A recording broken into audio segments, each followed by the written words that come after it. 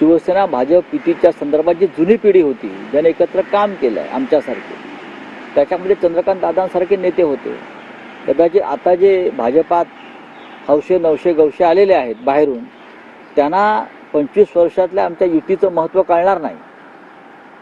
आता जे आले आहेत हौशे सगळे, ज्यांचा ना भाजपशी संबंध ना हिंदुत्वाशी संबंध, पण चंद्रकांत दादा पाटलांच्या भावना या अनेकांच्या भावना आहेत त्या पक्षामध्ये, हे पण तुम्हाला मी सांगतो. कारण आम्ही एकत्र 25 वर्ष अत्यंत उत्तम रीतीने काम केलं. नरेंद्र मोदी यांच्यासोबत आम्ही चांगल्या पद्धतीने काम केलं. पण सगळ्यांना माहिती आहे की दिल्लीमध्ये अमित शहांचा उदय झाल्यावर शिवसेना भाजपमध्ये वितुष्ट आलं.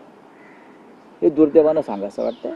मी चंद्रकांत दादा पाटील यांनी ज्या भावना व्यक्त केलेल्या आहेत त्याबद्दल आम्ही त्यांचे आभारी आहोत. राऊत साहेब, एकच फक्त एक आहे, तुम्ही असं म्हणालात की चंद्रकांत दादा पाटील यांच्या भावना ज्या आहेत त्या त्यांच्या पक्षात अनेकांच्या भावना आहेत. शिवसेना युबीटी मध्ये काही अशा भावना आहेत का?